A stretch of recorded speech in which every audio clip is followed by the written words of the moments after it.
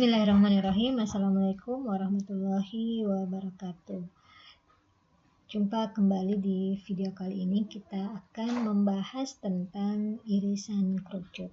Nah, tentang irisan kerucut ini, di sini kita akan membahas tentang suatu kerucut tegak dengan suatu bidang yang membentuk satu kurva dua dimensi, di mana ketika bidang ini memotong kerucut tegak yang ada, maka akan terbentuk suatu kurva-kurva yang diantaranya ada lingkaran, kemudian ada elips, lalu parabola dan hiperbola.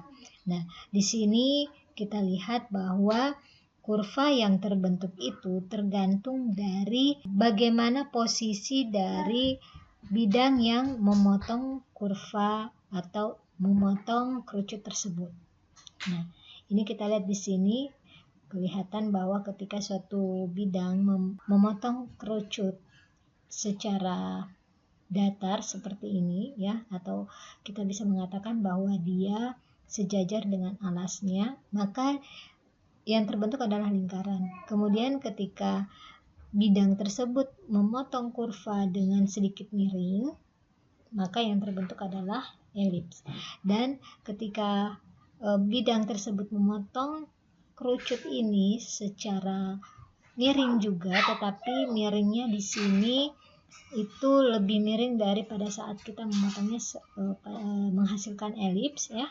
Jadi dia akan menghasilkan parabola, dan ketika dia diiris dengan menggunakan bidang secara hampir tegak lurus dengan alasnya, maka yang terbentuk adalah kurva hiperbola.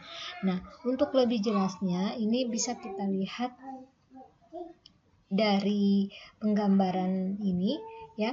Di sini nampak bahwa ada dua kerucut. Nah, yang hijau ini adalah bidang yang memotong ya, bidang yang akan memotong.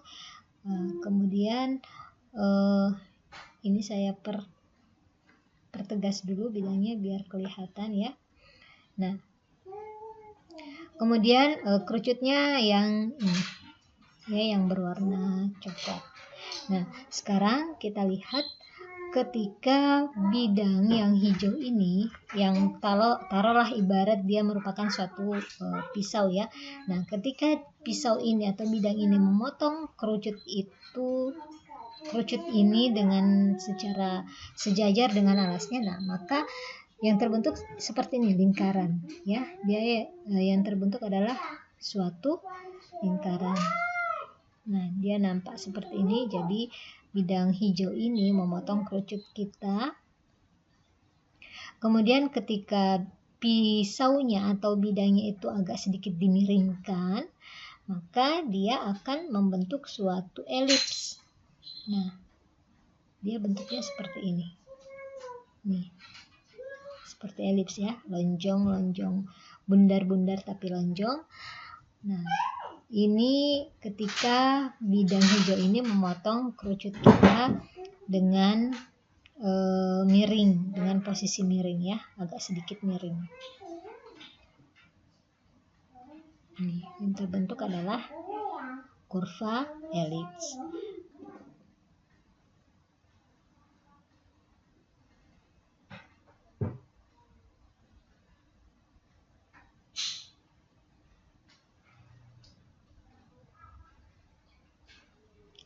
Nah, berikutnya ketika bidang hijau ini memotong kerucut dengan posisi yang lebih miring dari sebelumnya ya, sehingga dia memotong juga tembus ke alasnya, maka kurva yang terbentuk itu adalah parabola.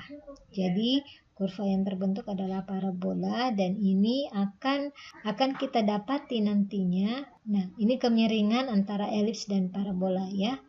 Nah, kemudian ketika bidang ini memotong kerucut itu di dua sisi ya, kerucut atas dan kerucut bawah, nah maka yang terbentuk seperti suatu kurva hiperbola.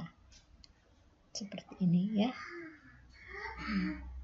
Ini apakah dia tegak lurus ataukah sejajar dengan tingginya?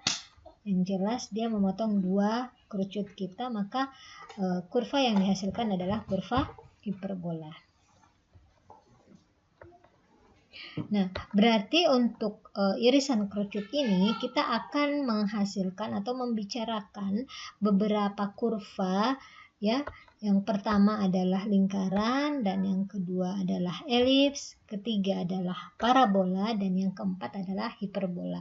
Nah, kesemua kurva ini merupakan suatu kurva di mana persamaannya itu merupakan persamaan kuadrat. Nah, beda dengan persamaan linear yang telah kita bahas sebelumnya ya. Maka persamaan kuadrat yang akan kita jumpai di bab ini, irisan kerucut, itu bentuk umumnya akan membentuk AX kuadrat ditambah BX Y ditambah CY kuadrat ditambah DX ditambah EY ditambah F sama dengan 0, di mana A, B, C, D, E, dan F ini merupakan suatu konstanta. Nampak di sini bahwa A, B, C, D, E itu merupakan suatu koefisien dari variabel X dan juga variabel Y. Nah, jadi kalian harus ingat ya bahwa persamaan bentuk umum dari persamaan kuadrat itu adalah ini.